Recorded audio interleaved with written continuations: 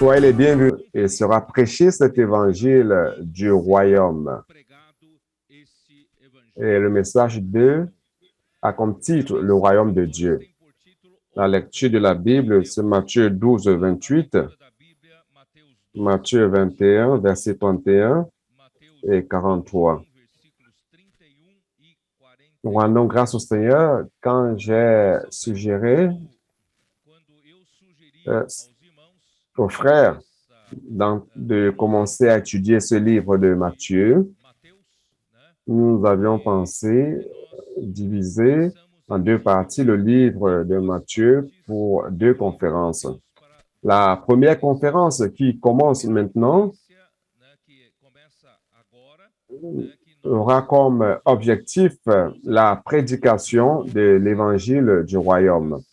C'est pour cela que nous utilisons Matthieu 24, 12, la première partie, et sera prêché cet évangile du royaume. Et la deuxième partie, dans une autre conférence, nous allons utiliser comme thème général, alors viendra la fin. L'objectif sera l'avènement du Seigneur, la fin.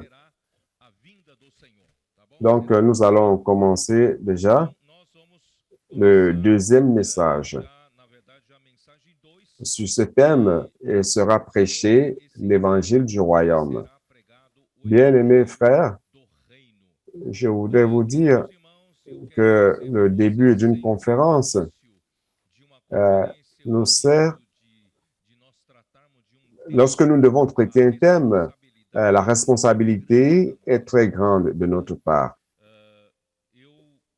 Je voudrais que vous sachiez que malgré que le Seigneur m'ait déjà donné ce sentiment d'entrer dans le livre de Matthieu, car le livre de Matthieu traite du royaume des cieux, de la prédication de l'évangile du royaume.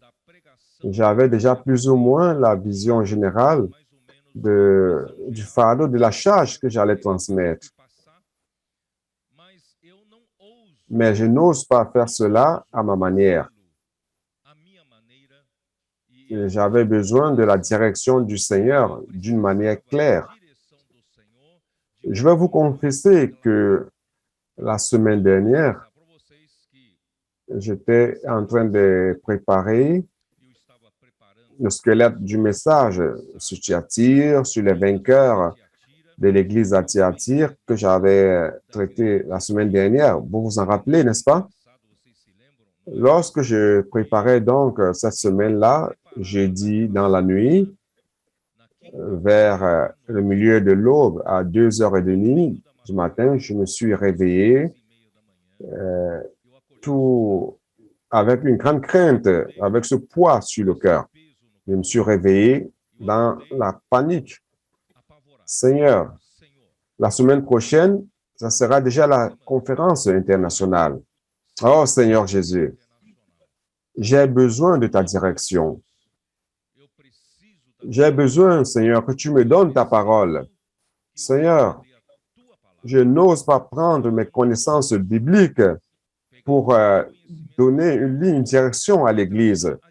J'imaginais déjà les églises comme ces petits-enfants dans le nid dans un nid d'oiseaux, les oisillons, la bouche ouverte, attendant la nourriture apportée par la maman. J'imaginais déjà l'Église attendre la nourriture du livre de Matthieu et que je n'ai rien à donner. Alors, j'étais paniqué, j'avais peur. Je me suis levé à 2h30 du matin, j'ai commencé à prier le Seigneur et à lire la Bible. Il est clair qu'à cette heure-là, le Seigneur n'allait pas me donner une direction claire encore, mais tout du moins, le Seigneur savait que j'étais en train de rechercher d'une manière désespérée l'indication de l'Esprit ou la direction de l'Esprit. Alors, le Seigneur m'a donné une ligne, m'a donné plus de clarté. Pourquoi? Pourquoi est-ce que j'agis de cette manière? Pourquoi est-ce que je n'agis pas d'une manière légère? Je ne voudrais pas dit d'une manière légère que ça, c'est la parole prophétique, alors que cela ne vient pas de Dieu. Vous comprenez? Donc, j'ai une très grande responsabilité. Et c'est pour cela que je voudrais vous lire Deutéronome 18. En fait, c'est un sentiment que le Seigneur m'a donné ce matin. Ce n'était pas dans mon schéma. Deutéronome 18, à partir du verset 18, il dit ceci: Je leur susciterai du milieu de leurs frères un prophète comme toi. Je mettrai mes paroles dans sa bouche comme toi, c'est-à-dire comme Moïse. Je mettrai mes paroles dans sa bouche et il leur dira tout ce que je lui commanderai. Ici, il se réfère à Jésus, le prophète. Il sera un autre prophète, car Moïse a été le prophète dans l'Ancien Testament et dans le Nouveau Testament. Jésus sera un autre prophète qui est le prophète aussi. Alors, le prophète de Dieu n'a pas la liberté de professer ses propres paroles. Il s'est dit: je mettrai mes paroles dans sa bouche. C'est-à-dire que Dieu doit mettre dans notre bouche sa parole. Et Dieu doit, en fait, les prophètes doivent parler uniquement ce que Dieu ordonne de parler, car il est l'auteur et non le prophète. Et si quelqu'un n'écoute pas mes paroles, qu'il dira en mon nom, c'est moi qui lui en demanderai compte. C'est-à-dire que si le prophète parle au nom du Seigneur, cette parole est de Dieu. Comme les Thessaloniciens ont appris, les paroles que Paul leur avait prêchées étaient la parole de Dieu. Alors, ils l'ont reçue comme la parole de Dieu. Et celui qui ne reçoit pas comme la parole de Dieu doit rendre compte à Dieu. Mais le prophète qui aura l'audace de dire en mon nom une parole que je ne lui aurais point commandé de dire, ou qui parlera au nom d'autres dieux, ce prophète-là sera puni de mort. Frère, c'est pour cela que j'ai beaucoup de crainte, une grande peur de dire quelque chose que les frères vont recevoir comme une parole prophétique et qui ne viendrait pas de Dieu. Vous comprenez? Donc, je me fais beaucoup de soucis. C'est une grande responsabilité. Et comme vous savez, comment savoir que cette parole vient de Dieu? Peut-être diras-tu dans ton cœur: comment connaîtrons-nous la parole que l'Éternel n'aura point dite? Quand ce que dira le prophète n'aura pas lieu et n'arrivera pas, ce sera... Donc, si cela ne se passe pas comme le prophète a professé, ce sera une parole que l'Éternel n'aura point dite. C'est par audace que le prophète l'aura dite. N'aie pas peur de lui. Seigneur, c'est pour cela que je suis ici en crainte et tremblement. C'est pour cela que 2h30, je me suis réveillé dans la peur. Je ne veux pas prétendre dire quelque chose au nom de Dieu et que Dieu n'a pas parlé. Et cette parole-là ne s'accomplira pas, n'est-ce pas? Oh Seigneur Jésus. Jérémie 23.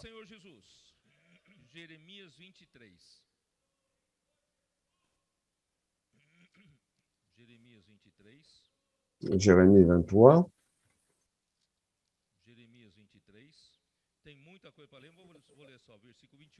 Il y a beaucoup de choses à lire, mais je vais juste lire le verset 28. Que le prophète qui a eu un songe raconte ce songe. Et que celui qui a entendu ma parole rapporte fidèlement ma parole. Pourquoi mêler la paille au froment, dit l'Éternel? Le Seigneur a beaucoup de prophètes,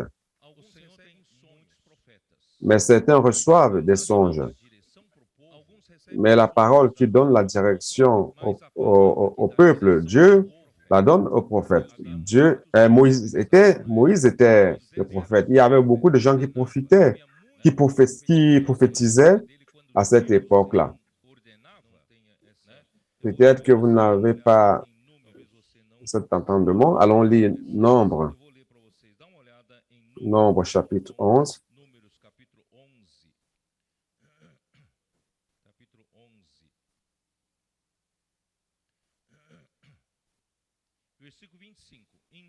Verset 25. L'Éternel descendit dans la nuée et parla à Moïse. Il prit de l'esprit qui était sur lui, c'est-à-dire sur Moïse, et le mit sur les 70 anciens. Et dès que l'esprit reposa sur eux, ils prophétisèrent. Mais ils ne continuèrent pas. Donc, frère, Dieu peut susciter plusieurs prophètes dans l'Église. Mais ces prophètes, Dieu prend du prophète l'esprit afin que ces autres prophètes puissent prophétiser. Donc, chacun n'a pas la liberté de prophétiser ce qu'il veut, mais il prophétise ce que le Seigneur ou l'Éternel a parlé. Alors, au chapitre 12, ça commence avec Marie et Aaron qui parlaient contre Moïse. Verset 3. Or, verset 2. Est-ce seulement par Moïse que l'Éternel parle? N'est-ce pas aussi par nous qu'il parle? Donc, ces deux se plaignaient, ils revendiquaient que le Seigneur pouvait parler aussi à travers eux la parole prophétique. Alors, verset 6. Et il dit, écoutez bien mes paroles. Lorsqu'il y aura parmi vous un prophète, c'est dans une vision que moi, l'Éternel, je me révélerai à lui. C'est dans un songe que je lui parlerai. Vous voyez qu'il y a deux catégories de prophètes. Il y a les prophètes à qui le Seigneur parle en vision et en songe. C'est pour cela que dans Jérémie 23, il dit, s'il a reçu des songes, qu'il dise qu'il a reçu un songe. Donc, il y a deux catégories.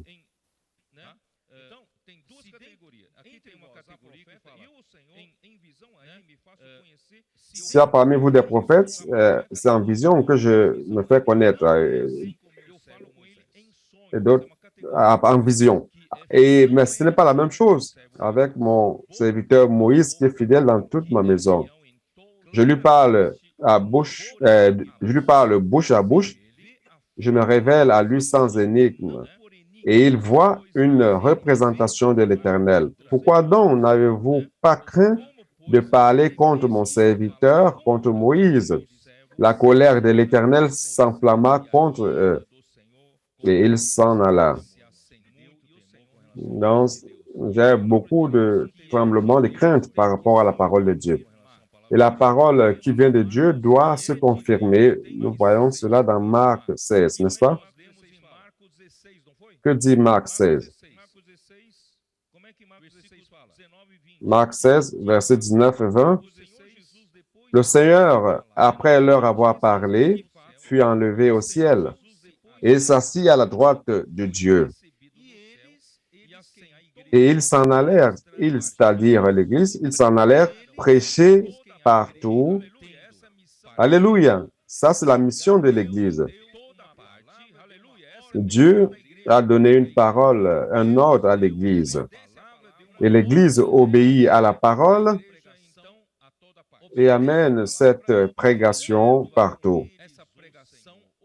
Le Seigneur travaillait avec eux. Le Seigneur qui s'est assis à la droite du Père, il est ici aussi pour coopérer avec ceux qui obéissent à la parole et confirmer la parole. Frère, cela prouve que la parole vient de Dieu. Et confirmer la parole par les miracles qui l'accompagnaient. Frère, nous rendons grâce à Dieu durant ces 3-4 ans, ces 3 derniers 4 ans. Nous avons expérimenté cela, n'est-ce pas? Le Seigneur donne une parole prophétique et cette parole s'accomplit. Cette parole prophétique fait l'œuvre de Dieu. Fait l'œuvre de Dieu. Frère, ce n'est pas l'homme qui a la capacité de faire l'œuvre de Dieu. Ce n'est pas l'homme qui a la puissance de faire l'œuvre de Dieu, mais c'est la parole qui sort de la bouche de Dieu, que Dieu confirme par des signes et par des prodiges. Il accomplit la parole de Dieu. Et nous avons vu durant ces dernières années le Seigneur faisant des miracles, des signes parmi nous, n'est-ce pas? Donc tout cela, c'est pour cela.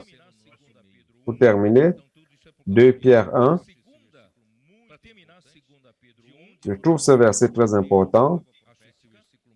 Nous avons tiré le mot parole prophétique, la phrase parole prophétique. Verset 2, et nous tenons pour autant que certaine la parole prophétique. Donc la parole prophétique doit être confirmée. Si elle n'est pas confirmée, ce n'est pas une parole prophétique, ce n'est pas une parole qui vient de Dieu.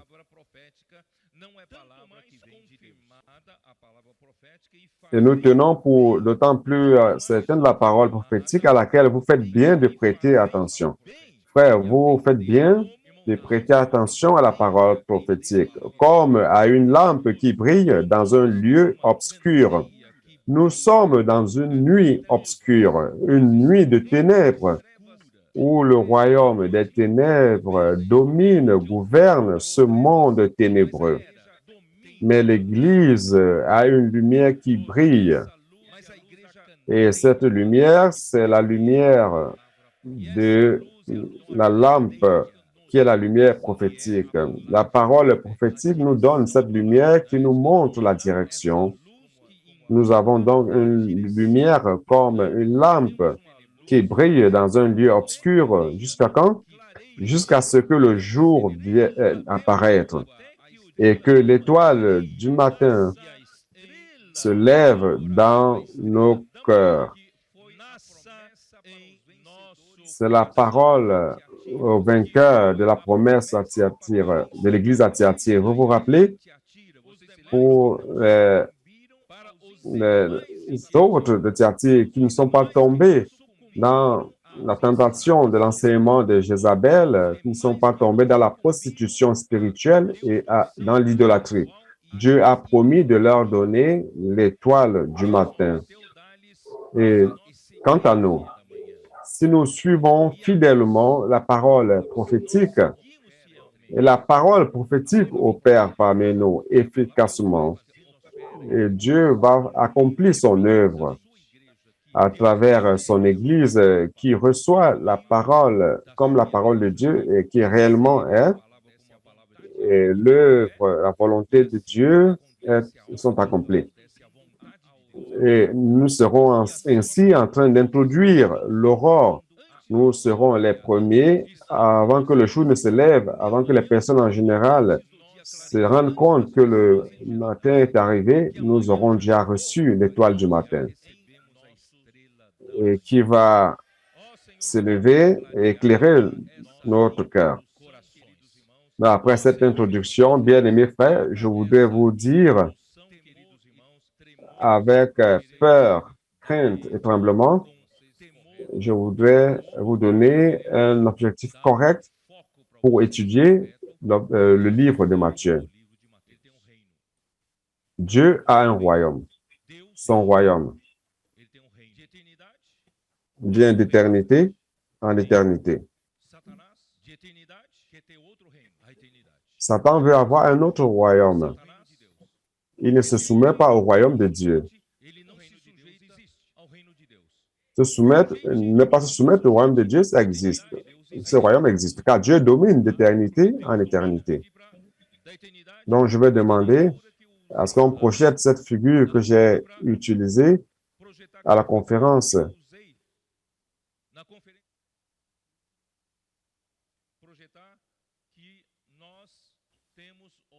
On projette afin que nous voyons que nous avons le royaume de Dieu qui va de l'éternité en éternité. Et avec sa différence avec le royaume des cieux qui est spécifiquement traité dans le livre de Matthieu. Donc nous avons le royaume de Dieu qui va d'éternité en éternité. Pourquoi? Parce qu'avant que Dieu ne crée toute chose, dans cet univers, il n'y avait que Dieu. Est-ce que c'est correct ou non? Il n'y avait que Dieu et Dieu est tout. Donc, vous pouvez voir, le royaume de Dieu va de l'éternité en éternité parce que lorsqu'il a commencé à créer, il a créé à partir de rien. Il n'est pas allé chercher dans le roi Merlin, dans le Sico.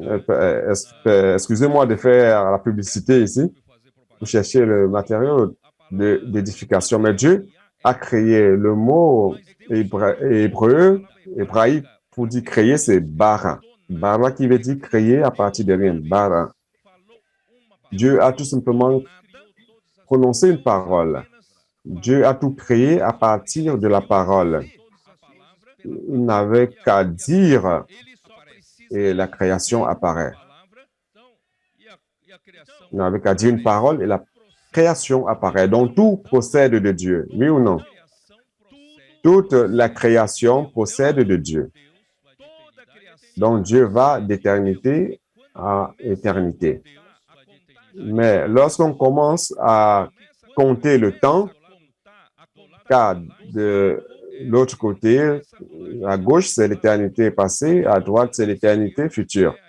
C'est tout simplement schématique afin que nous puissions comprendre quelque chose qui est spirituel. C'est difficile de comprendre. Mais imaginez, bien aimés frères, je suis en train de compter ce qui s'est passé à partir du temps.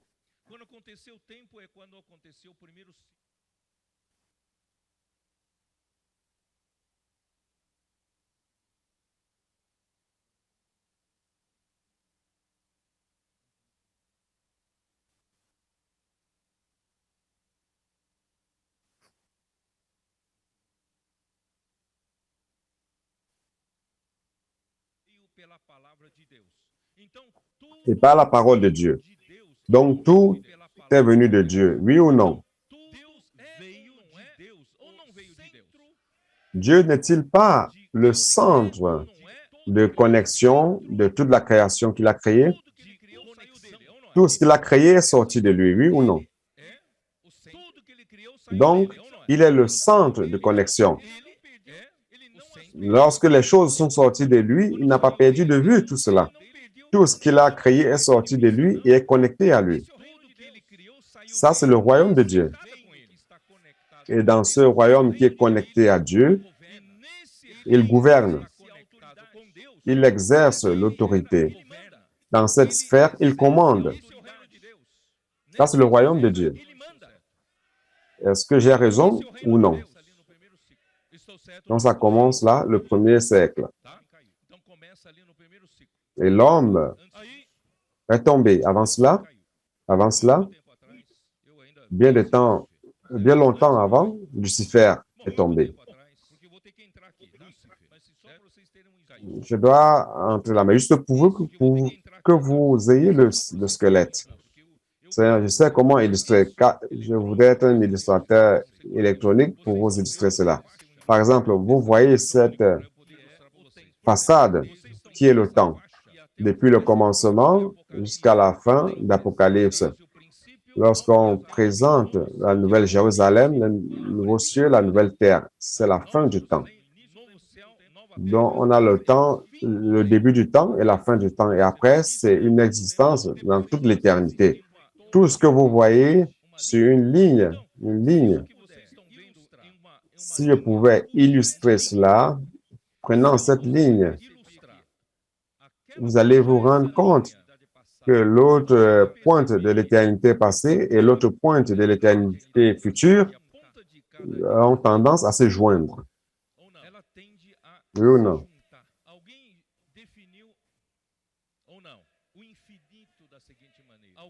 Quelqu'un a défini l'infini de la manière suivante. Si vous pouvez tracer une ligne droite ici et vous marchez sur cette ligne droite, lorsque vous allez rencontrer l'infini, vous allez vous retrouver au point de départ. Vous comprenez? Vous n'avez rien compris, n'est-ce pas? C'est ça l'infini. Je vais marcher jusqu'à l'infini. En fait, je vais retourner au point de départ. Donc, si vous pouvez lier les deux points, ça devient un grand cercle.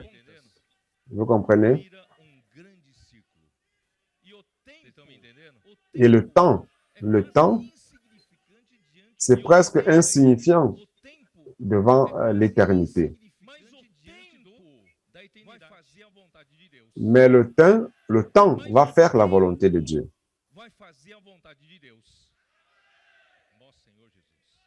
Oh Seigneur Jésus.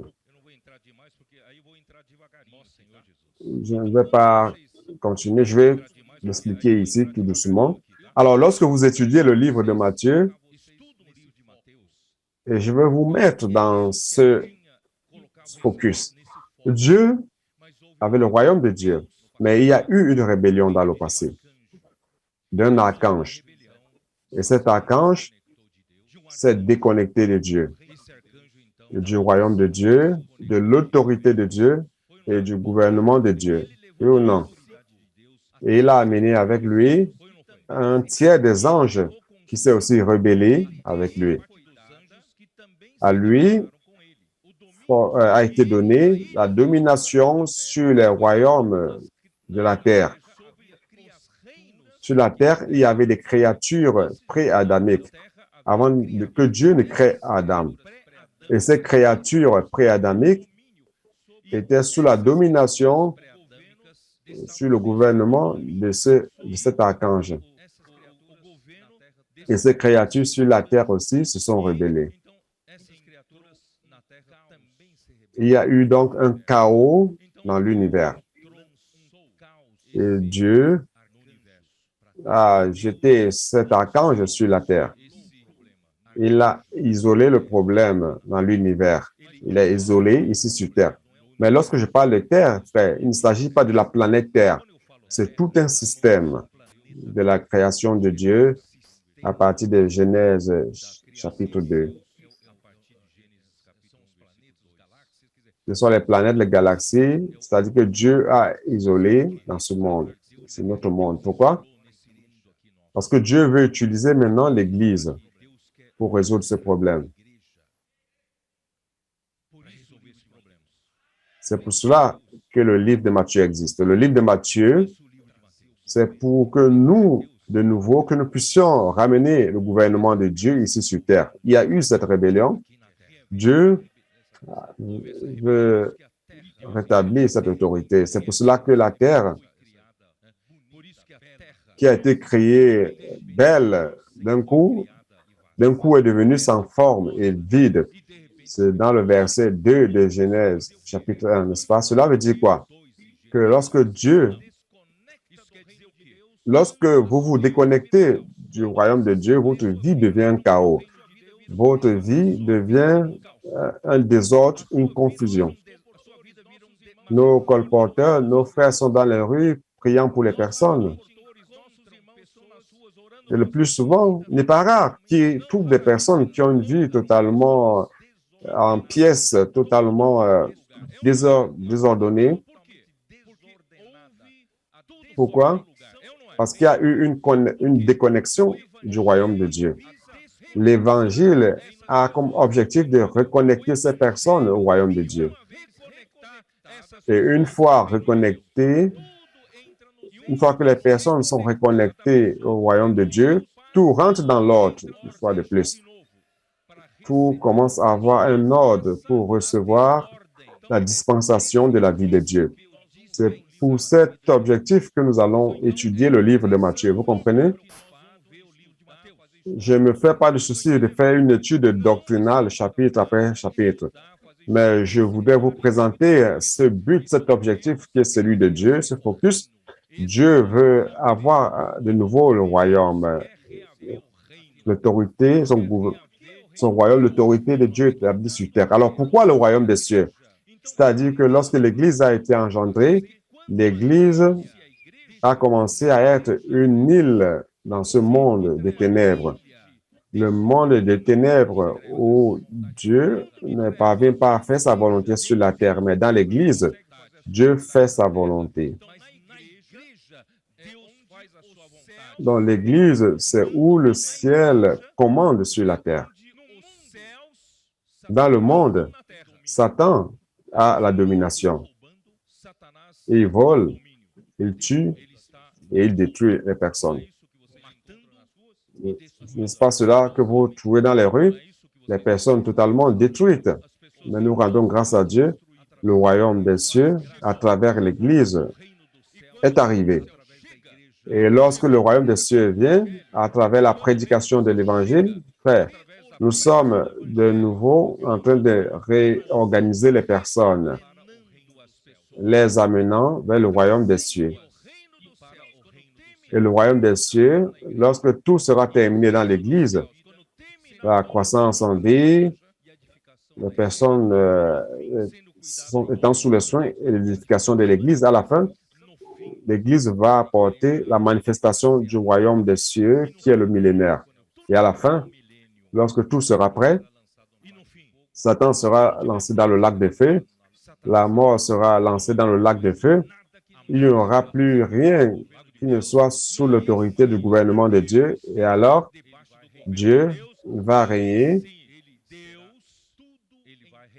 il sera tout en tous de nouveau. Que veut dire tout en tous? Il était tout, n'est-ce pas? Lorsqu'il a créé, n'est-ce pas? Il était tout en tous. Mais avec la rébellion, cela a été rompu, ce lien a été rompu. Mais à la fin des temps, nous allons ramener tout de nouveau afin que Dieu soit tout en tous. Connecter toutes les choses à Dieu. Et maintenant, nous pouvons étudier Matthieu. Vous comprenez? Nous avons besoin de cette introduction, de ce focus, afin de comprendre à quoi sert l'évangile de Matthieu. Amen. Enfin, je ne suis même pas encore entré dans mon squelette. Donc, allons-y. Qui est-ce qui a écrit l'évangile de Matthieu? Qui est-ce qui a écrit? Vous n'avez pas le courage de dire? C'est Matthieu. N'est-ce pas? Celui qui a écrit le livre de Matthieu, c'était Matthieu. Et qui était Matthieu?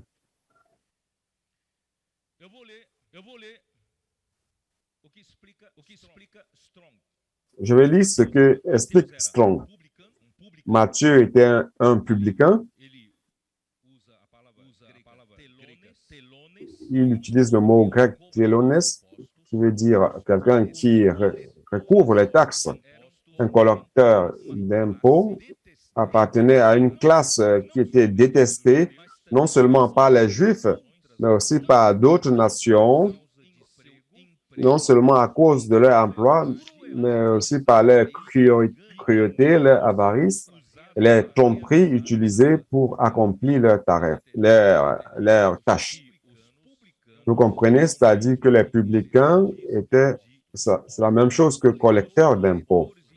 Les collecteurs d'impôts, à cette époque-là, travaillaient pour l'Empire romain. Ils collectaient l'impôt pour envoyer à Rome. Donc, ils étaient déjà mal vus, seulement à cause de cela. Par les personnes de leur propre nation, les Juifs, ils étaient des Juifs et les Juifs les détestaient car ils travaillaient pour Rome. En deuxième lieu, un collecteur d'impôts, je ne veux pas généraliser, mais comme une règle, beaucoup faisaient de l'extorsion, ils faisaient la pression pour gagner de l'argent extra et en général, ils étaient très riches. Ce n'était pas différent. Peut-être que c'était pire à cette époque-là. C'est Strong qui dit, je vais lire la version restauration. Matthieu, appelé aussi Lévi. Si vous voyez Lévi dans la Bible, c'est Matthieu,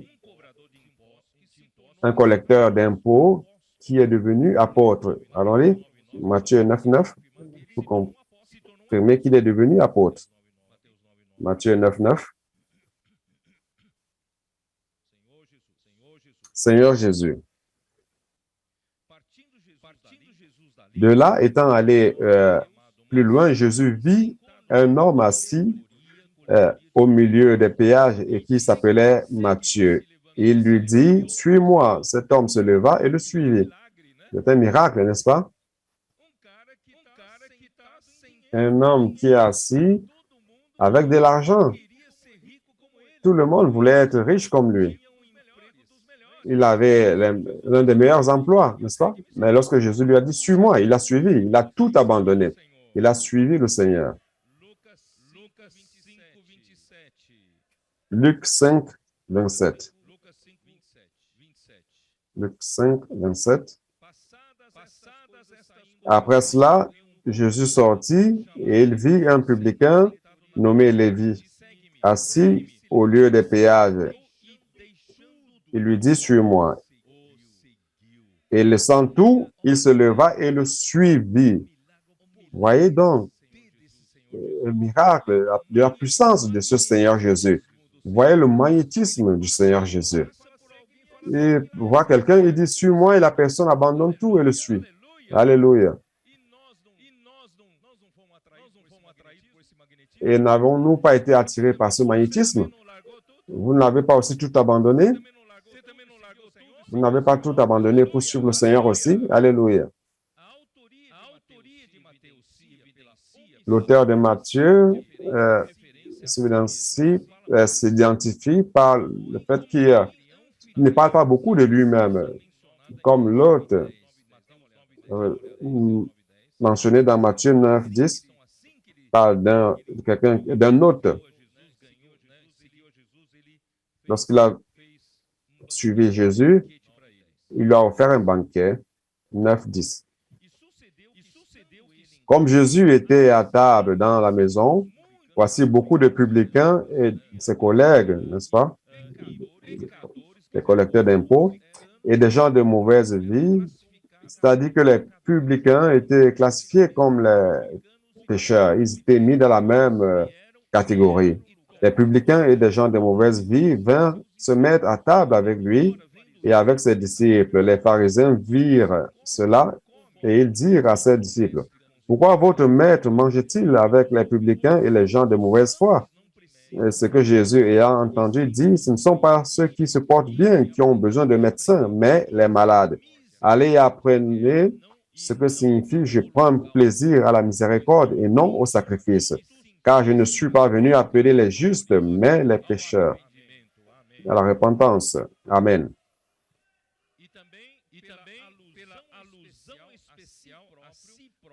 Et aussi pour l'allusion à soi-même comme le collecteur d'impôts, comme dans Matthieu 10, 3. Allons-y, voir Matthieu 10, 3. Lorsqu'on cite le nom des 12 apôtres, Matthieu, il dit ceci, Philippe et Barthélemy, Thomas et Matthieu, il dit le publicain. Ce n'était pas beau de mettre cela, mais il a bien voulu mettre cela. Matthieu le publicain, Jacques, fils d'Alphée, et Thaddée. Ça, c'est la version restauration. Je vais lire une version de King James actualisée. Matthieu, qui avait comme surnom Lévi, Marc 2, 14.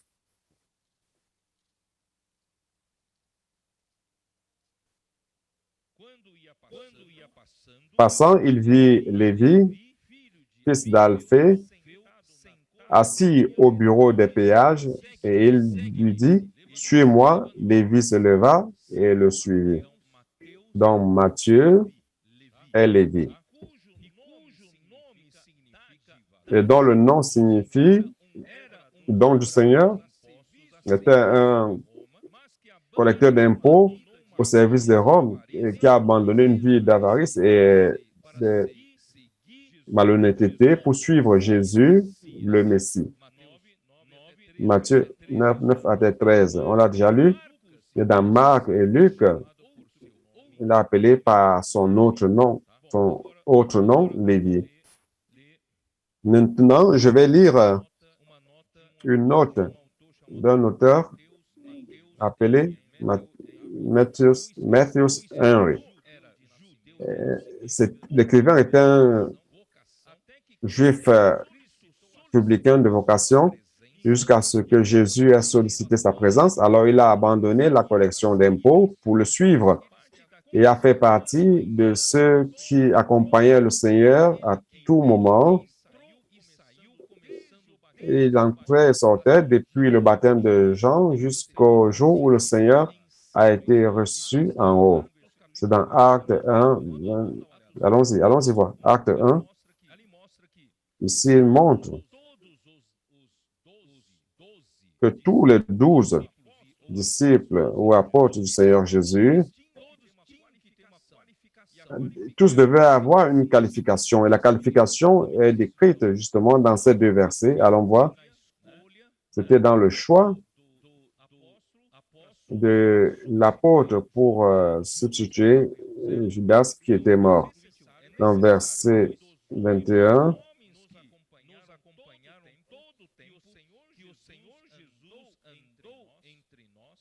il faut donc que parmi ceux qui ont accompagné tout le temps le Seigneur Jésus, il a vécu avec nous depuis le baptême de Jean jusqu'au jour où il a été enlevé du milieu de nous, il y en ait un qui nous soit associé comme témoin de sa résurrection. C'est-à-dire, un disciple pour faire partie des 12 des apôtres devrait être un témoin oculaire de toute la période de la vie de Jésus durant son ministère, n'est-ce pas?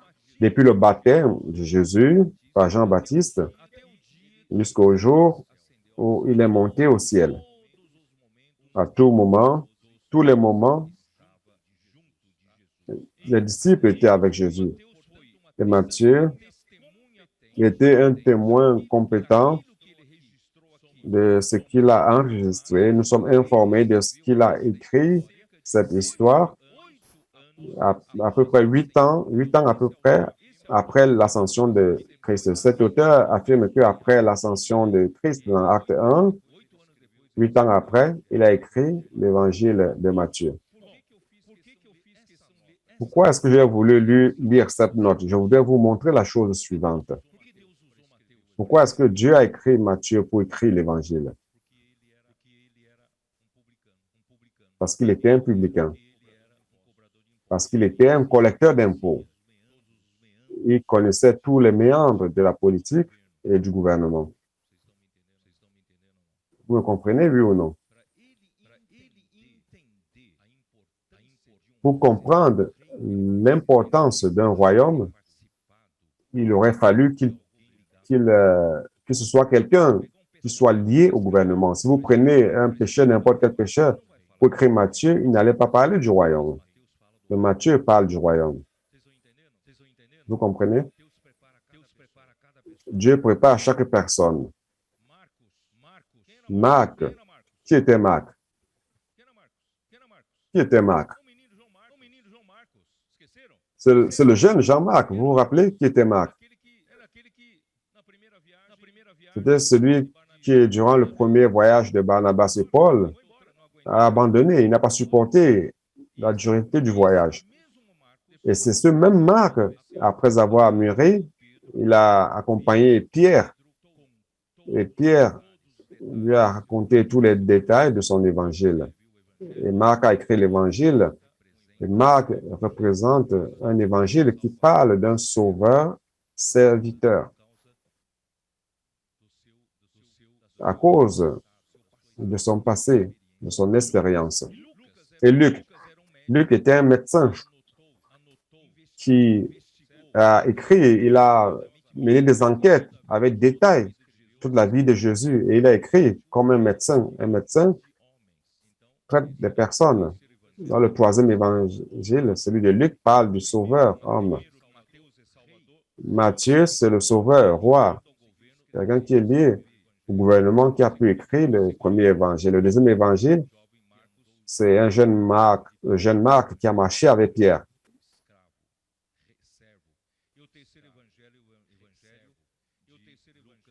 Le serviteur esclave.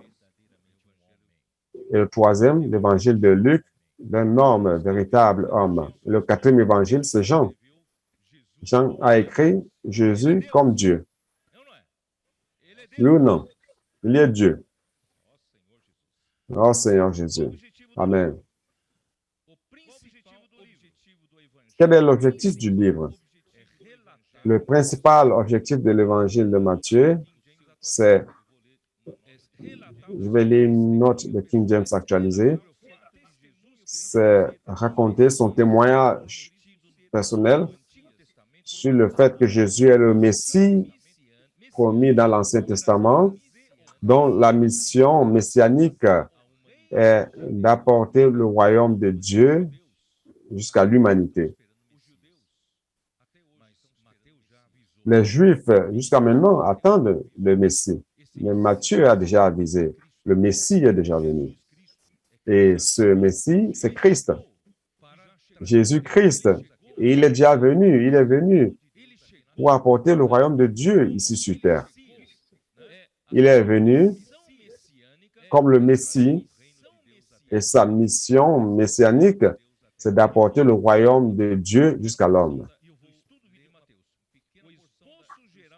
Je vais lire une petite portion de l'étude de Matthieu. Le schéma de Matthieu direct, c'est je vois Dieu incarné pour être le sauveur roi qui est venu pour établir le royaume des cieux, qui signifie le gouvernement céleste,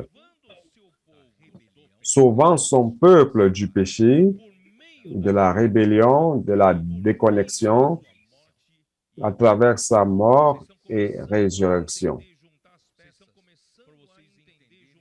Vous commencez à comprendre, à mettre ensemble les pièces pour comprendre c'est quoi le livre de Matthieu, n'est-ce pas? Je vais répéter, le royaume de Dieu se réfère à la domination de Dieu, dans cette illustration, à la domination de Dieu d'éternité passée jusqu'à l'éternité future. Dieu règne dans l'univers depuis l'éternité sans commencement jusqu'à l'éternité sans fin. Cela inclut le début du temps avec la création. Quand est-ce que le temps a commencé? Ouvrez votre Bible dans Genèse 1. Pas besoin même d'ouvrir, vous connaissez déjà. Chapitre 1, verset 1. C'est ici que commence le temps. Avant cela, c'était l'éternité. Et tout d'un coup, Dieu a commencé sa création et le temps commence. Au commencement, Dieu créa les cieux et la terre.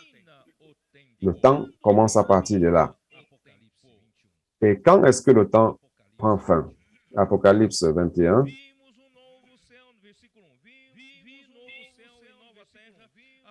Verset 1. Puis je vis un nouveau ciel et une nouvelle terre, car le premier ciel et la première terre avaient disparu et la mer n'était plus. Il n'y aura plus la pêche. OK? La mer ne va plus exister. Et je vis descendre du ciel de près de Dieu la ville sainte, la nouvelle Jérusalem préparée comme une épouse qui s'est parée qui s'est parée pour son époux. Et j'entendis du trône une forte voix qui disait, voici le tabernacle de Dieu avec les hommes. Il habitera avec eux et ils seront son peuple et Dieu lui-même sera avec eux. La Bible de Jérusalem traduit mieux, la dernière phrase dit ceci, et lui qui? Lui, Dieu avec eux. Notre Dieu, à la fin des temps, il sera le Dieu avec les hommes. Donc Dieu, c'est-à-dire Dieu avec les hommes, sera leur Dieu. Vous comprenez? C'est-à-dire nous serons insérés en Dieu. Comme Jésus a dit dans Matthieu 17, Seigneur Jésus.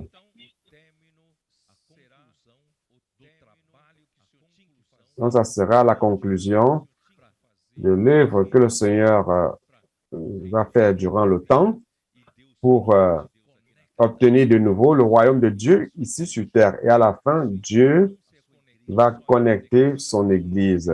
Son Église non seulement sera connectée comme créature au Créateur, mais l'Église sera connectée à Dieu lui-même. Tout comme le Père, nous sommes un, je suis un en toi. Allons voir, allons lire Jean 17. Je voulais économiser le temps, mais allons-y. Jean 17. Oh Seigneur Jésus.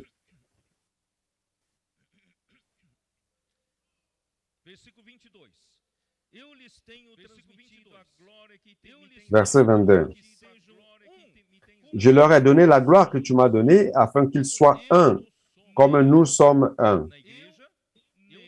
Moi en eux, l'Église, moi en eux, l'Église, et toi, ô Père, en moi, afin qu'ils soient parfaitement un. Verset 24. Père, je veux que là où je suis, ce que tu m'as donné, soit aussi avec moi, afin qu'ils voient ma gloire, la gloire que tu m'as donnée, parce que tu m'as aimé avant la fondation du monde. Je vais sauter le verset 21, qui est le plus important, qui dit ceci, afin qu'ils soient un, ça n'est-ce pas? Afin que tout soit un, comme toi, Père, tu es en moi, et comme je suis en toi, afin qu'eux aussi soient un en nous. Donc, l'Église ne sera pas seulement connectée à Dieu comme créature, comme création, mais nous serons aussi connectés à Dieu comme une nouvelle création. Et cette nouvelle création sera insérée en Dieu. C'est cela, n'est-ce pas? Je vais répéter. Afin que tout soit un, comme toi, Père, tu es en moi, et comme je suis en toi, afin qu'eux aussi soient un en nous, pour que le monde croie que tu m'as envoyé. Je leur ai donné la gloire que tu m'as donnée, afin qu'ils soient un, comme nous sommes un. Dans la même unité de la Trinité, Dieu désire nous introduire dans cette unité merveilleuse, organique merveilleuse. Donc, non seulement nous serons reconnectés à Dieu comme, tout simplement comme une créature, mais comme une nouvelle créature, faisant partie de cette entité universelle avec le Dieu trinitaire. N'est-ce pas merveilleux? Enfin, c'est pour cela que le temps est nécessaire. Et ce temps sert à faire ce travail. C'est pour cela que nous devons prêcher l'évangile du royaume. Reconnecter les personnes à Dieu, mettant les personnes, leur vie en ordre. Vous, les colporteurs, vous avez l'obligation de mettre en ordre les vies des personnes pour lesquelles vous priez. Oh Seigneur Jésus.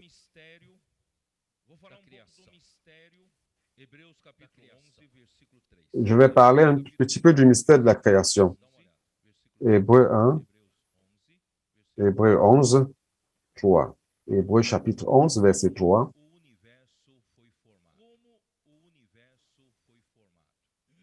Comment l'univers a-t-il été créé? C'est par la foi que nous reconnaissons que le monde a été formé par la parole de Dieu. Il n'est pas allé chercher dans un magasin de construction créer le monde, mais tout a été formé par la parole de Dieu. Donc, vous voyez la puissance qu'a la parole de Dieu. Apprécions plus la parole de Dieu. Elle accomplit l'œuvre de Dieu. Nous reconnaissons que le monde a été formé par la parole de Dieu en sorte que ce qu'on voit n'a pas été fait de choses. Ce qu'on voit n'a pas été fait de choses visibles.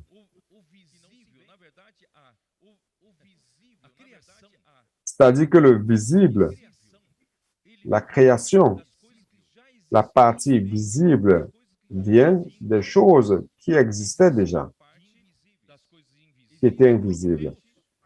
Il existe une partie des choses invisibles qui est Dieu lui-même, n'est-ce pas? Donc, tout ce que Dieu est, lorsqu'il crée, il met cette chose invisible vers ce qui est visible. Donc, la création, oh Seigneur Jésus, je sais comment vous l'expliquer. Par exemple, au premier jour de la récréation de Dieu, de Genèse chapitre 1, qu'est-ce que Dieu a dit? Il a dit que la lumière soit. La lumière fut. Mais cette lumière, du côté invisible, existait déjà. Qui est la lumière? 1 Jean 1. Dieu est lumière. Vous comprenez? Donc, cette lumière que nous voyons ici, ce sont les ondes électromagnétiques. Je vous ai envoyé la tête, n'est-ce pas? Cette lumière que vous voyez, ce sont les ondes électromagnétiques dans plusieurs fréquences différentes. Mais tout cela, c'est le visible qui vient du invisible. Ça, c'est la figure, l'ombre. La réalité, c'est Dieu.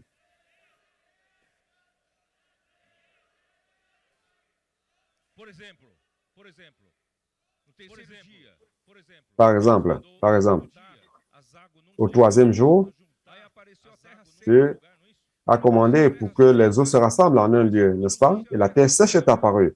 Lorsque la terre sèche est apparue, ça a commencé à produire les arbres fruitiers, qui donnent des semences.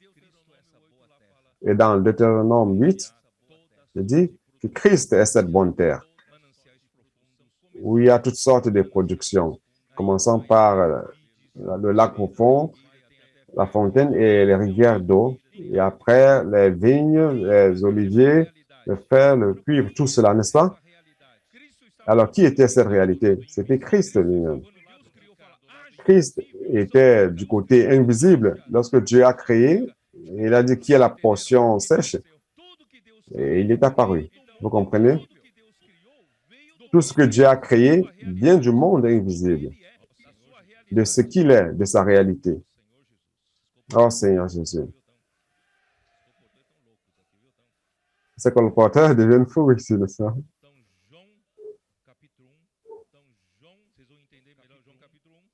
Bon, Jean chapitre 1, vous allez comprendre mieux. Jean chapitre 1, verset 1 dit ceci. Au commencement était la parole. Donc, que la parole, pour que vous compreniez que tout vient par la parole. Au commencement était la parole. Et la parole était avec Dieu. Et la parole était Dieu. Donc, même la parole par laquelle Dieu crée toutes choses, c'est Dieu lui-même. C'est l'enfant de Dieu, le Fils de Dieu. C'est le deuxième de la Trinité. Elle était au commencement avec Dieu. Toutes choses ont été faites par elle. Et rien de ce qui a été fait n'a été fait sans elle. Frère, ça c'est le mystère. Really. Toutes choses ont été faites par elle et rien de ce qui a été fait n'a été fait sans elle. C'est-à-dire que Dieu a créé l'image des choses invisibles vers le visible. Et tout cela, c'était par Christ. Tout doit passer par Christ. Et boum, ça apparaît du côté visible. Vous comprenez? Tout, c'est par intermédiaire, par son intermédiaire et pour lui. Et la vie était en lui. Et la vie était la lumière des hommes. Oh Seigneur Jésus. Je ne vais pas continuer à lire, sinon je ne vais pas terminer mon message. Allons-y.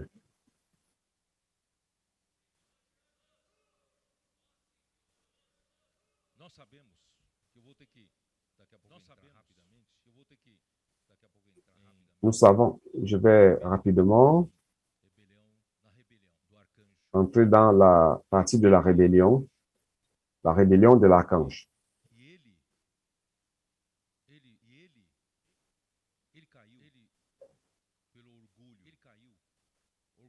Il est tombé par l'orgueil. Quel orgueil? L'orgueil de sa sagesse et de sa beauté. Il était très sage. Dieu lui a donné tout cela. Tout ce que la création a vient de Dieu. C'est pour cela que la création n'a rien pour se glorifier. Si Dieu a donné, c'est pour être utilisé par Dieu. Donc, il s'est jugé très sage. Expliquer encore mieux. Et il s'est jugé aussi très beau. Sa beauté physique. Les femmes qui sont très belles, les hommes qui sont très beaux, cela crée l'orgueil en soi, n'est-ce pas? Mais Christ, il n'était pas sage. Il était la sagesse elle-même. Regardez dans Proverbes chapitre 8.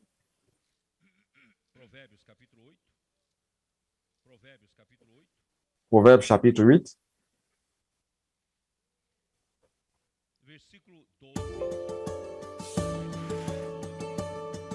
Verset 12.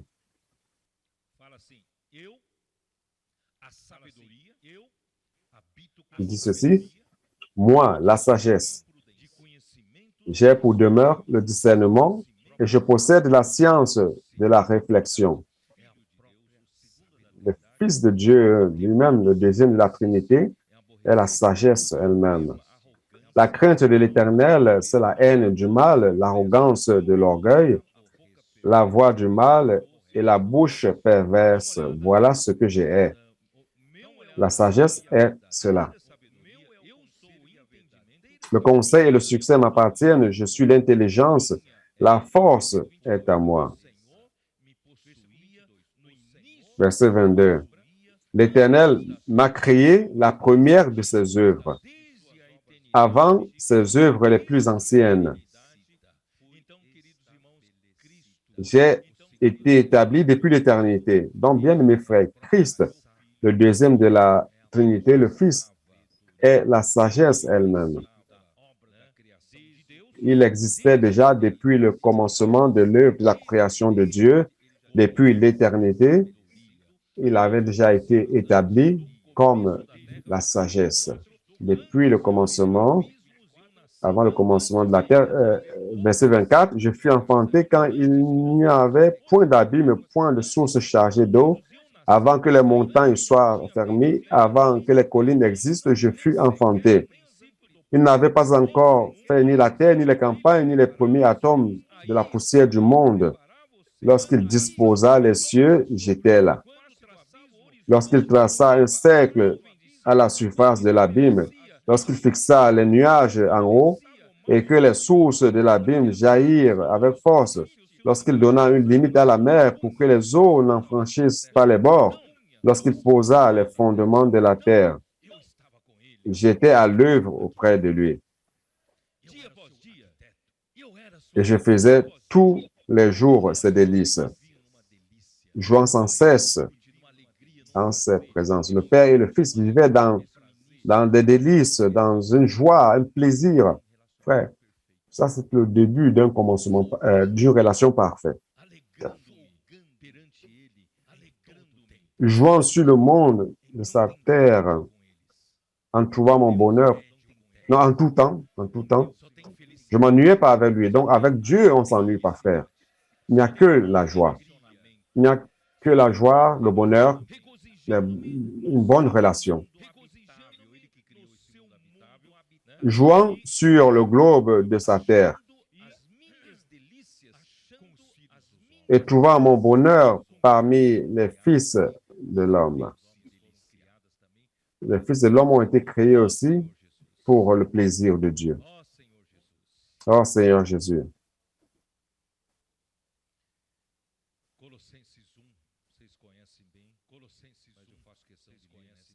Colossiens 1, vous connaissez bien.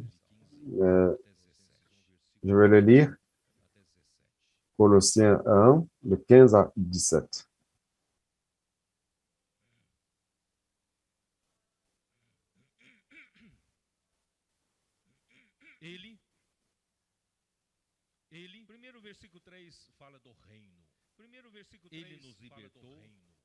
Là, au verset 3 parle du royaume.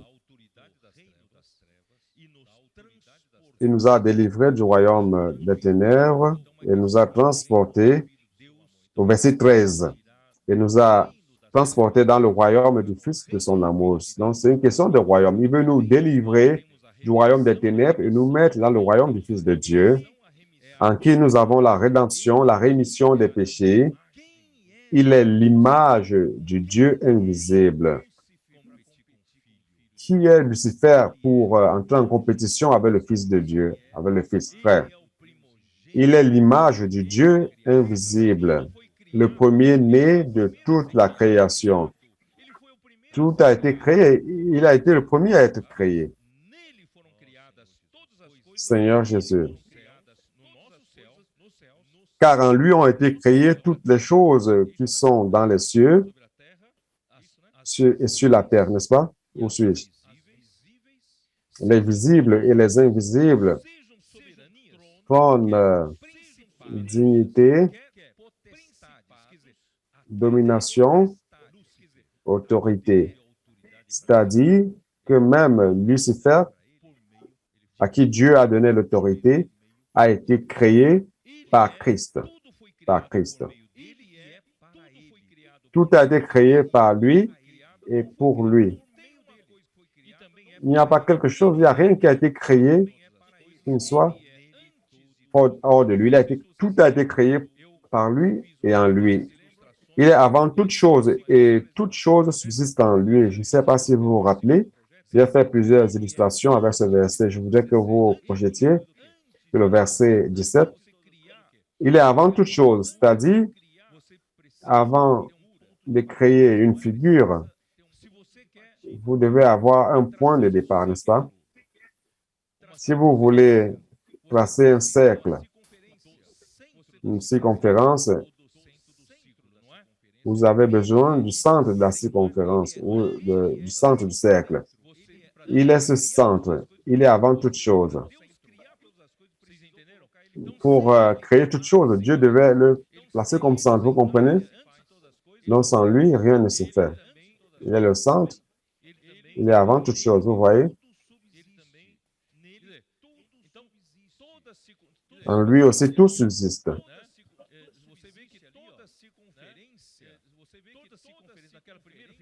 Vous voyez que toute la circonférence, la première figure à gauche,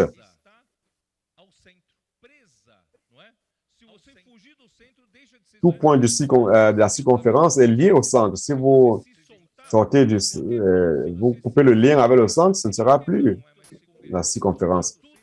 Si n'importe quel point de la circonférence sort de là, ce ne sera plus une circonférence. Donc, tout doit être lié à la circonférence.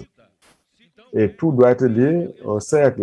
Le cercle, c'est toute cette zone. Donc, Christ est le centre. En lui, tout subsiste. Passer à l'autre. Subsister en grec, c'est sonistao. Et sonistao, c'est-à-dire que c'est lui qui unit toutes les parties en un tout. Vous comprenez? Sans Christ, il n'y a pas de création. Et sans Christ, il n'y a pas de connexion. Sans Christ, tout est détaché et il n'y aura pas de royaume de Dieu. Vous comprenez? Nous rendons grâce à Dieu car Christ est le centre. Christ unit toutes les parties en un tout. Passe une autre figure. Maintenant, mettons tout cela en tridimension, en trois dimensions. Christ est le centre, n'est-ce pas? Et toute la superficie de la sphère est liée à Christ. À travers du fait que Christ est le centre qui fait exister toute chose, qui fait subsister toute chose. Et non seulement la superficie de la sphère, mais tout le volume de la sphère, toute la sphère est liée à Christ. Christ est le sonistao. Il est celui qui unit tout en un tout. Presque. Nous sommes nés toute chose. Lorsque la création est née, cela est venu du centre et uni par le centre. Nous sommes connectés à Dieu. Donc, frère, lorsque Dieu a créé tout cela, bien qu'aujourd'hui, nous avons lu Proverbe 8, nous avons vu Colossiens 1, nous avons vu beaucoup de versets, mais frère, cela, c'était un secret. Lucifer ne savait pas cela. Je vais vous prouver cela. Éphésiens 3. Éphésiens 3, verset 3 dit ceci. C'est par révélation que j'ai eu connaissance du mystère sur lequel je viens d'écrire un peu de mots. En les lisant, vous pouvez vous représenter l'intelligence que j'ai du mystère de Christ, qui n'a pas été manifesté aux fils des hommes dans les autres générations, comme il a été révélé maintenant par l'Esprit aux saints apôtres et prophètes de Christ.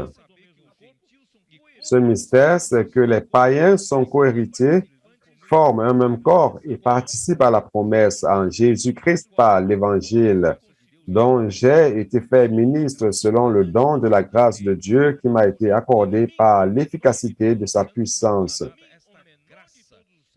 À moi, qui suis le moindre de tous les saints, cette grâce a été donnée d'annoncer aux païens les richesses incompréhensibles de Christ et de mettre en lumière quelle est la dispensation du mystère caché, l'exécution de ce mystère, qui était un mystère, un secret, caché de tout temps en Dieu qui a créé toutes choses.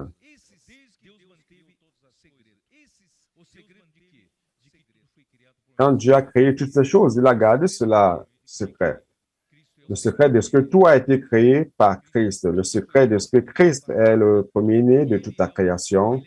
Tout a été créé par lui et pour lui, et il est avant toute chose, et tout subsiste en lui.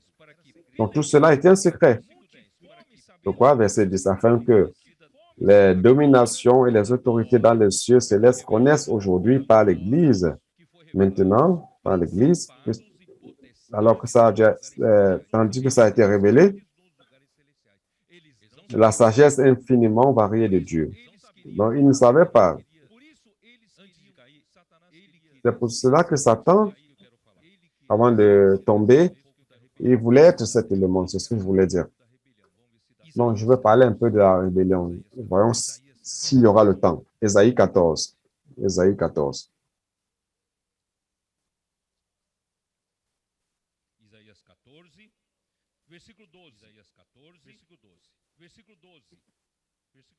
Ésaïe 14, 12.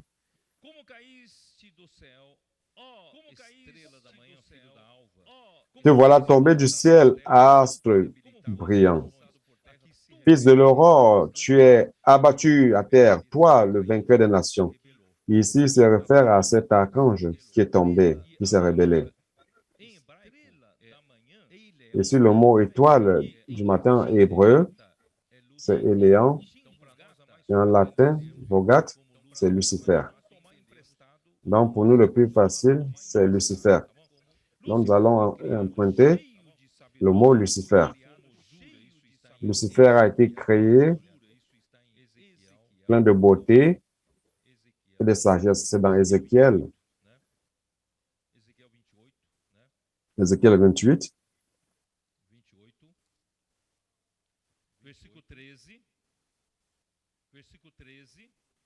Verset 13.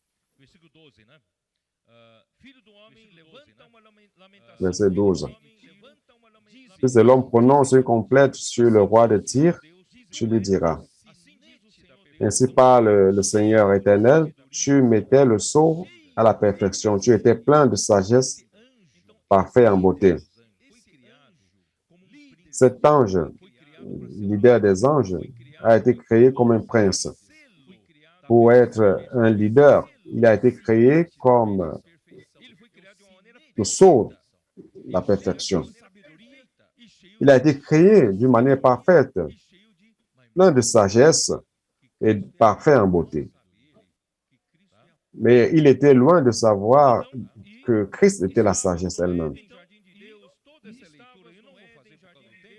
Tu étais en Éden, le jardin de Dieu. Je ne vais pas lire tout cela à cause du temps, mais toute cette lecture montre que il était un prince. Il a été créé pour être un roi, pour gouverner par Dieu, pour gouverner pour Dieu. Verset 15, tu as été intègre dans tes voies depuis le jour où tu fus créé jusqu'à celui où l'iniquité a été trouvée chez toi. Pourquoi?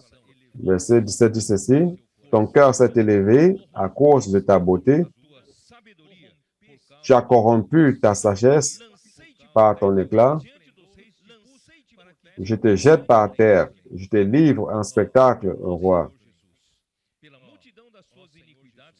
Seigneur Jésus, par la multitude de tes iniquités, par l'injustice de ton commerce, tu as profané tes sanctuaires. Je fais sortir du milieu de toi un feu qui te dévore. Je te réduis en cendres sur la terre, aux yeux de tous ceux qui te regardent. Donc, il a été jugé par Dieu.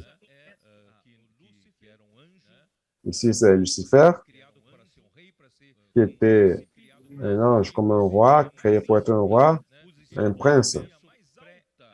Il avait la plus haute position de l'univers pré-adamique. Cela, bien-aimés frères,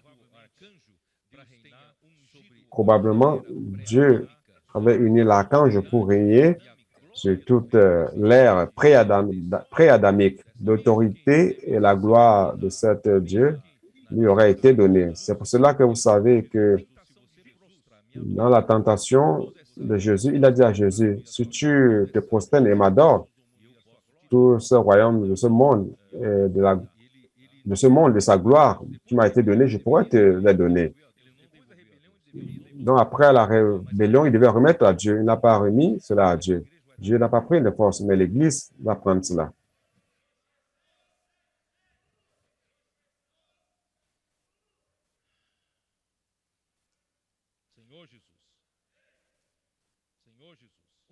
Seigneur Jésus,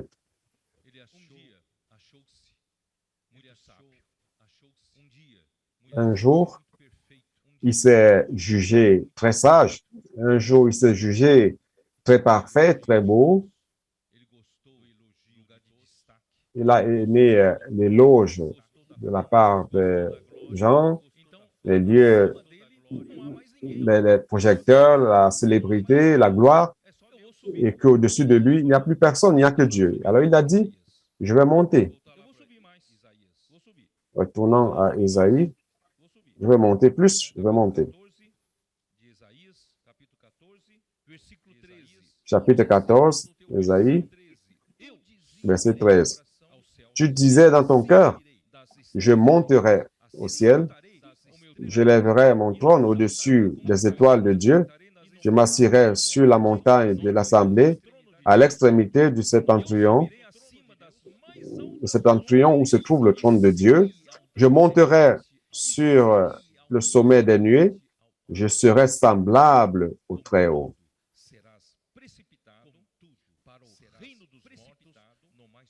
Mais tu as été précipité dans le séjour des morts, dans les profondeurs de la fosse. Il a été lancé. Il a été lancé là. Oh Seigneur Jésus. Il est monté, monté, monté, il ne voyait plus rien au-dessus de lui. C'est comme le Léviathan. Vous vous rappelez du Léviathan que Job a découvert? Quand lui, il y avait un Léviathan, un animal féroce. Et cet animal était le roi sur tous les animaux, le roi de tous les animaux orgueilleux et qui méprise tout ce qui est haut, tout ce qui est supérieur à lui. Il méprise car je suis le plus haut, je suis le plus fort, je suis le plus beau, je suis le plus sage. Frère, l'iniquité est entrée en lui. Et la rébellion a commencé. C'est pour cela, frère, que le problème de la rébellion contre le royaume de Dieu a commencé avec Lucifer. Mes frères, il a voulu faire une proposition à Dieu. Dieu, tu es le créateur. Je suis une créature. Je suis au-dessus de toute la créature. Je suis le plus parfait, le plus beau, le plus sage, le meilleur de tous. Alors, comme créateur, tu ne connais pas la créature. Tu ne connais pas leurs problèmes. Je peux être ton intermédiaire. Je peux être ton roi adjoint. Je peux t'aider à faire cette connexion avec la créature, car je comprends la créature. Je suis une créature.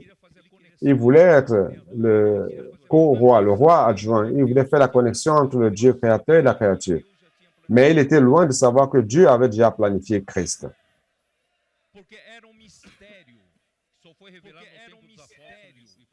Car c'était un mystère. Cela a été révélé uniquement au temps des apôtres et prophètes. Et Lucifer ne le savait pas. Il ne le savait pas. Dieu avait déjà planifié Christ. Amen.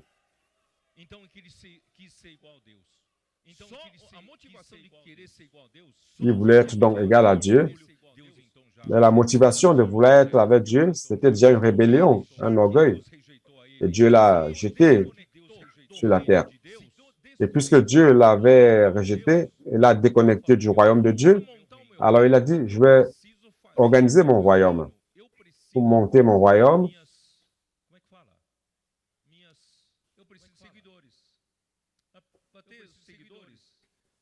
j'ai besoin de disciples. Pour avoir les disciples, je dois faire mes négociations.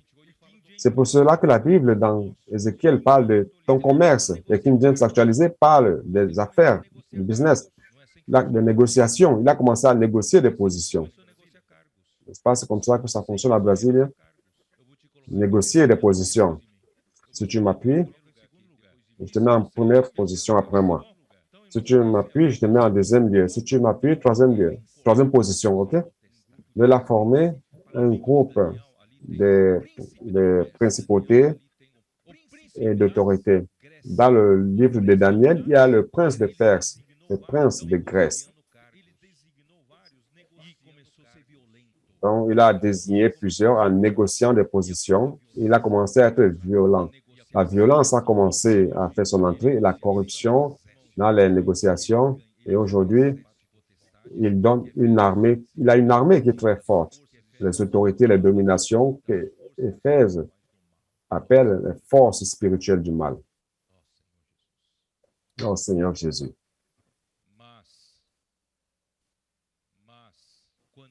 Mais, vous vous rappelez,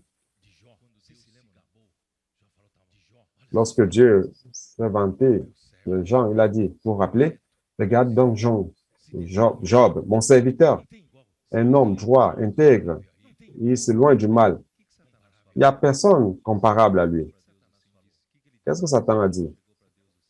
Satan est venu à Dieu et a dit, qu'est-ce qu'il a dit? Dieu, tu ne le connais pas. Tu ne connais pas la créature. Vous comprenez ce que je veux vous montrer? Ce qu'il veut dire à Dieu, c'est que lui connaît la créature et que Dieu a besoin de lui pour gouverner la créature. Je ne connais pas la créature. Moi, je connais la créature. Je suis une créature.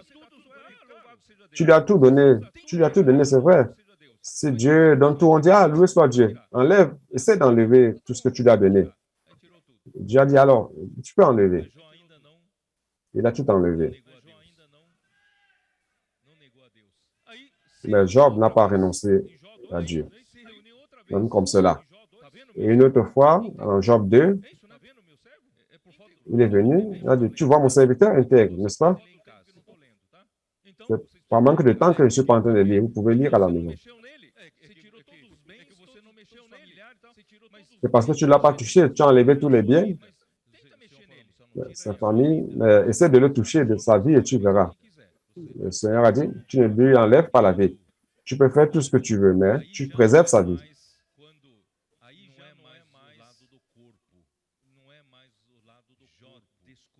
Donc là, il ne s'agissait plus du côté du corps. Job, tout le livre, Job argumentait, mais il a découvert qu'à l'intérieur de son âme, il y a un animal orgueilleux. Et cet animal orgueilleux est appelé Bémoth ou Léviathan. Bémoth, c'est qui a l'air un peu bon. Léviathan, il montre déjà d'où il vient, un roi orgueilleux, le roi de tous les animaux orgueilleux. Mais en fin de compte, Dieu a permis que Satan fasse tout ce qu'il pourrait faire sur Job. Il a fait Job souffrir. Et Job a commencé à découvrir que son problème, ce n'est pas seulement dans son corps, mais ses trois amis ont touché son orgueil, son ego, son orgueil. Et c'est alors que l'animal est sorti. Il a commencé à parler des choses, n'est-ce pas? Qu'est-ce qu'il a dit? Vous vous rappelez? Aidez-moi. Job.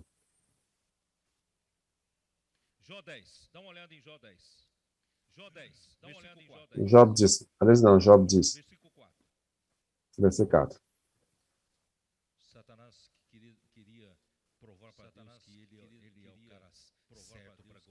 Satan voulait prouver à Dieu qu'il était l'homme qu'il fallait pour gouverner, pour aider Dieu à gouverner la créature. Job 10, verset 4. Job a commencé à se plaindre. As-tu des yeux de chair? Toi, Dieu, vois-tu comme voit un homme? Tu ne comprends pas l'homme, tu ne comprends pas la créature. Tu es le créateur. En fait, ce qu'il parlait, c'est ce qui était dans le cœur de Satan, dans le cœur de Lucifer. Tes jours sont-ils comme les jours de l'homme et tes années comme ces années pour que tu recherches mon iniquité, pour que tu t'inquiètes de mon péché? Voyez donc quelle arrogance parlant avec Dieu. Sachant bien que je ne suis pas coupable et que nul ne peut me délivrer de ta main, je ne vais pas continuer à lire. C'est pour que vous sachiez que le Seigneur a utilisé Satan pour exposer ce qui était dans le cœur de Job.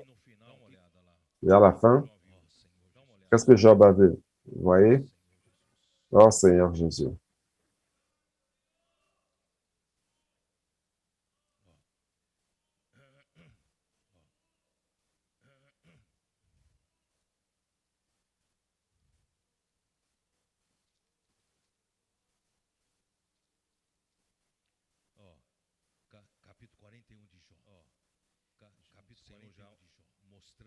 Chapitre 41 de Job.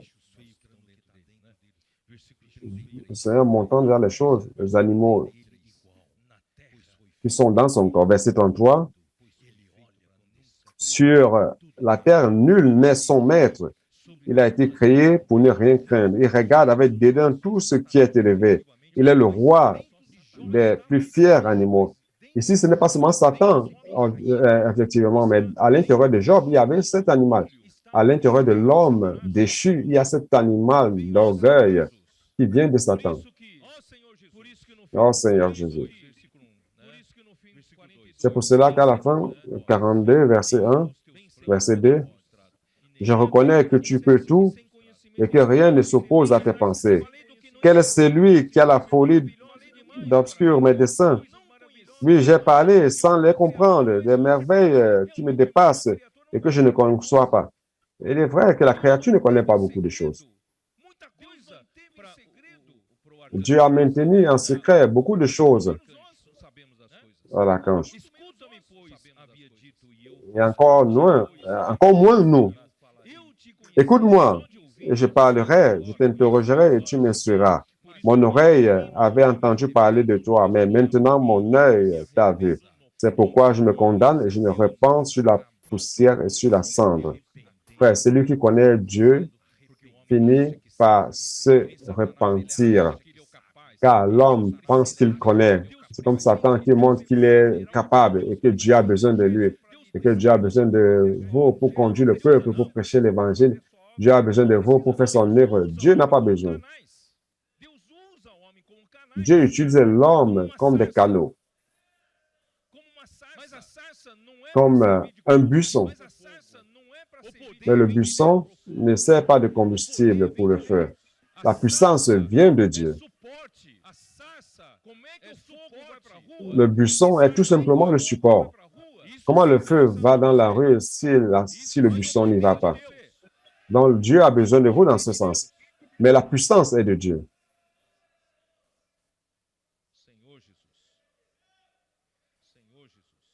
Seigneur Jésus.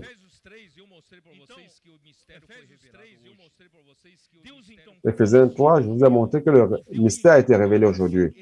Dieu a constitué le Fils pour être le héritier de toutes choses. Ce n'est pas Lucifer, c'est le Fils de Dieu qui sera héritier de toutes choses.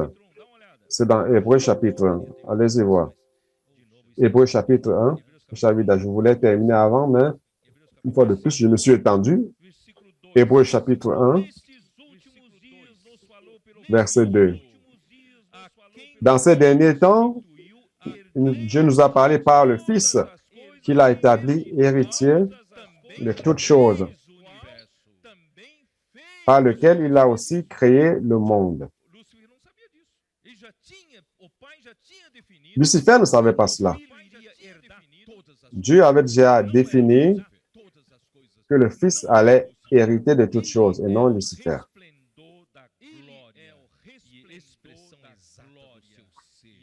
Il est le reflet de sa gloire et l'empreinte de sa personne. Et soutenant toutes choses par sa parole puissante, a fait la purification des péchés et s'est assis à la droite de la majesté divine dans les lieux très hauts, devenu d'autant supérieur à qui? Ici, il se réfère à Lucifer. Vous voyez? Devenu d'autant supérieur aux anges, incluant Lucifer. Jésus est supérieur à toi, Lucifer. Il a hérité d'un nom plus excellent que le leur. Le nom de Jésus est bien au-dessus de celui de Lucifer.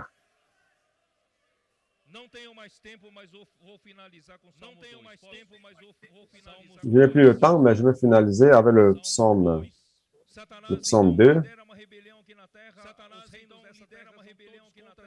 Satan conduit donc une rébellion ici sur terre. Tous les royaumes de cette terre sont contre Dieu. Le verset 10 dit ceci.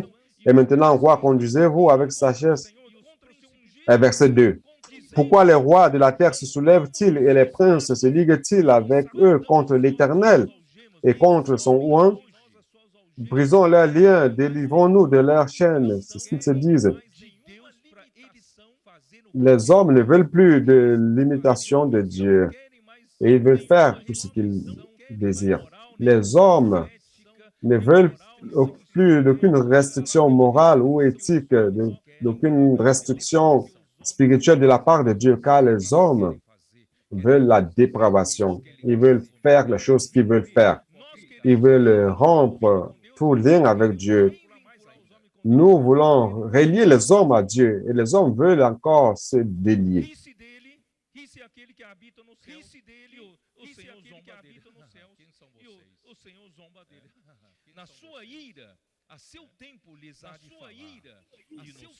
Et ils sont là et Dieu lui irait et dit, qui êtes-vous? Donc, il les confondra. Attendez le temps du Seigneur.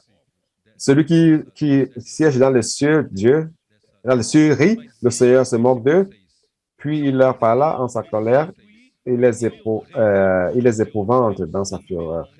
Et le verset 6, c'est moi qui ai oint mon roi sur Sion, ma montagne sainte. Je ne t'ai pas constitué, Lucifer. J'ai mon roi. Le Dieu qui gouverne le royaume de Dieu, le Dieu qui domine surtout dans cet univers, il a choisi son Fils pour être le roi sur le mont Saint. Je publierai le décret, l'Éternel m'a dit, tu es mon Fils, je t'ai engendré aujourd'hui. Ce Fils est devenu un homme. Il se fait chair. Il a pris la ressemblance de la chair pécheresse. Ça, c'est un autre point que je vais parler plus tard, hein, je le dis. On a parlé de ça hier, n'est-ce pas? Et Jésus est devenu un homme. Il est devenu un homme. Il connaît l'homme.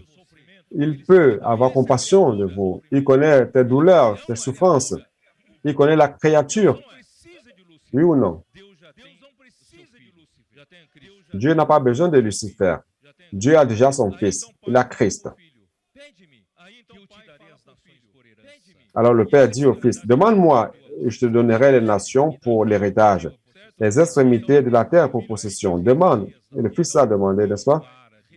Alors le Fils va régir les nations avec une verge de fer. Régir ici, c'est paître. L'autorité que Dieu exerce dans le royaume de Dieu, c'est de prendre soin, mettre les choses en ordre, afin que Dieu puisse dispenser l'amour, afin que Dieu puisse dispenser tout ce qu'il est, toutes ses richesses, frère. Ça, c'est le royaume de Dieu. Malheureusement, une fois de plus, j'ai mal calculé le temps. Il y a beaucoup de choses que je n'ai pas pu parler. Je vais laisser pour le prochain message. Mais de toute façon, je crois que je vous ai donné une vision générale. Sur quel angle nous allons entrer dans le livre de Matthieu? Le livre de Matthieu doit être entré sous cet angle, que Dieu veut restaurer son royaume ici sur terre. Et il va utiliser l'Église pour cela. L'Église, c'est la réalité du royaume des cieux. C'est-à-dire que dans tout le monde, Satan domine, mais dans l'Église, non.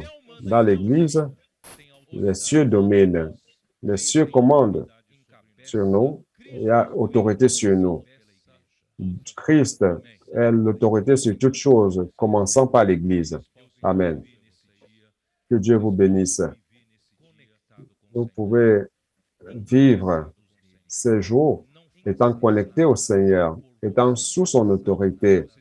Ne faites rien par vous-même. Vous croyez qu'aujourd'hui, ce matin, une fois de plus, je fais toujours ça? Je me suis mis à genoux dans mon lit et j'ai dit au Seigneur, Seigneur, tu es le roi. Tu es mon roi. Je n'ai pas le droit de faire ce que je veux. Je suis un citoyen du royaume des cieux. Oh Seigneur Jésus, fais ta volonté. Utilise-moi comme ton membre. C'est le Seigneur qui commande. Envoie une parole, Seigneur. C'est avec cette attitude que je suis venu donner ce message. Que Dieu vous bénisse tous.